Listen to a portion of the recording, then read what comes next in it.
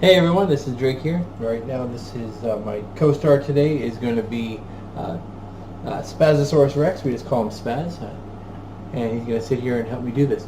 All right, so what the heck is going on? Okay, so I was reading this article on Salon.com, and I was like, holy crap!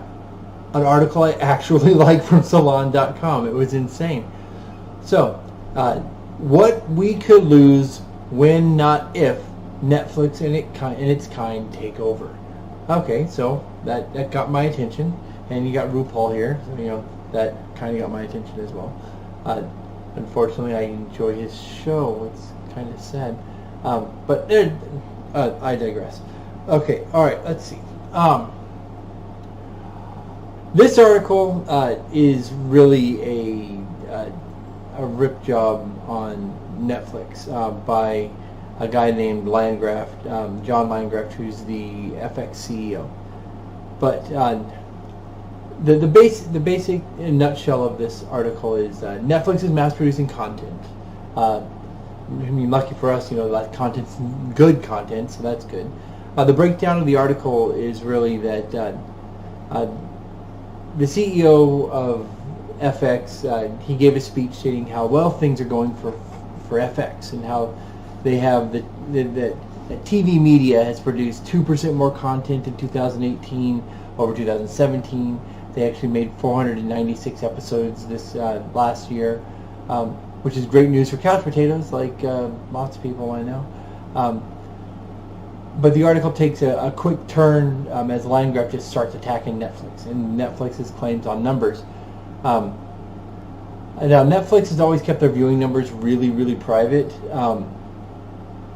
Their audience numbers, the way they do things, but lately they've been propping up their brand by making claims like 45 million people watch Bird Box, and how the show You, that was a Lifetime original that came over to Netflix, had 40 million views, which dwarfed the 1.1 million views per episode it had on Lifetime.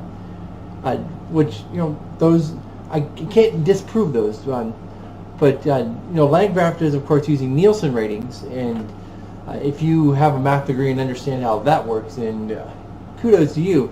I've read the formulas before and just was lost. I actually used to.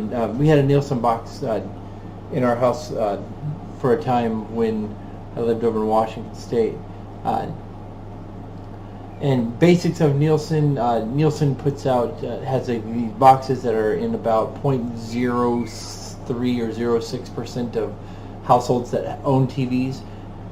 And they put these boxes out there, and when you go to watch something, you punch in a code when you start watching, and then you tell it when you stop watching, so it knows it's tracking what you're watching. And then all of those numbers go into a big mathematical thing where it kicks out, what the ratings are and what things are after that. So Landgraf doesn't like the moves that Silicon Valley is making on his turf, and it kind of really ticks him off. He states that it's I guess it's where does it say here? It says I guess it's personal. I guess it's personal. Very strongly held point of view of mine that, and this is not only in the area where I work, which is in television, but anywhere, that it's just not a good thing for society when one entity or one person gets to unilaterally make the rules or pronounce the truth. He told critics, "I just genuinely believe that the rules should be made as a common good by everyone, and that they have to be negotiated." Now, I agree that we need to know what the rules are. We need to be able to, fight the rules or change the rules in the event that they become unfair. Additionally, the article talks about the 2017 Directors Guild of America gripe about the lack of diversity in Netflix.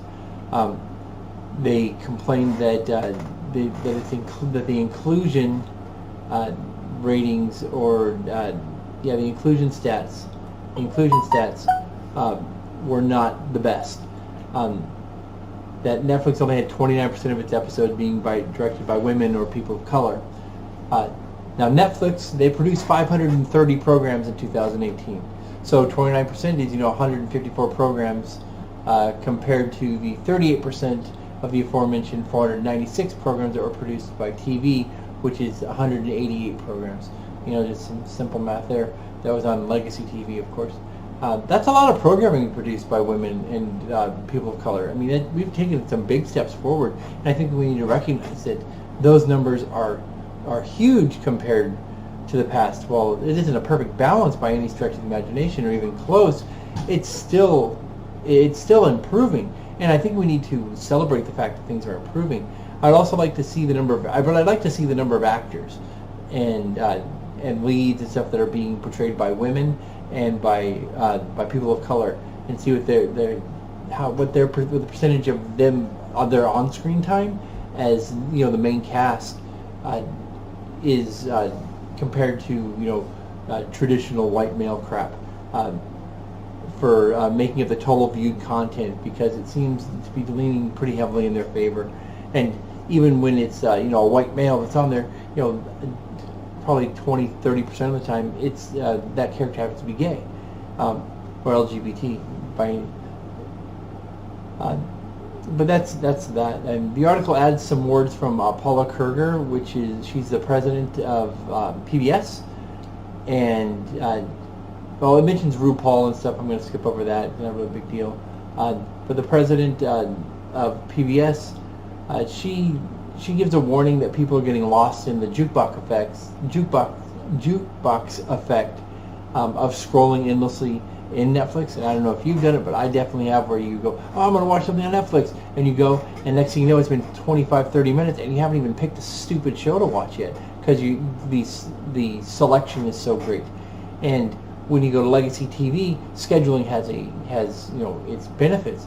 If you only can watch episode A, episode B, episode C, episode D, and you have 4 channels to choose from, you have to choose one of those 4. You don't have everything available to view whenever you turn on your box.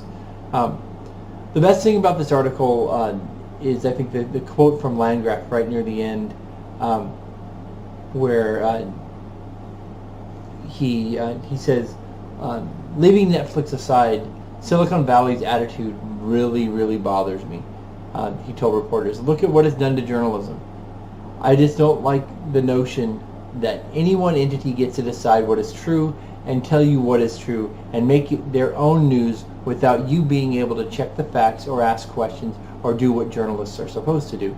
That bothers me at a fundamental level. And this is where I'm going to agree with Landgraf. We do have this idea that Silicon Valley is coming in and making a lot of decisions, and they've got a lot of power. I mean, they've got so much money, and with that much money comes so much power, and the influence with us being attached to our devices and our computers and everything. We really we have no disconnect from their influence. And while that's not a bad thing completely, it's definitely not a good thing. I mean, just putting that much power in the hands of so few people, you have things like deplatforming, and you have people that are not being allowed to have an equal voice, whether that's a conservative voice, whether that's a liberal voice, whether that's a middle of the road voice like my own. We have to take and hold on to what we can, and we have to go out and we have to not be afraid of what could happen, because if we're afraid of what could happen to us, then there's no way that we're going to be able to stop what will happen to us. But that's about all. Go ahead and don't forget to follow me on Minds at www.minds.com/Drake here, and we will catch you on the flip side. See you later.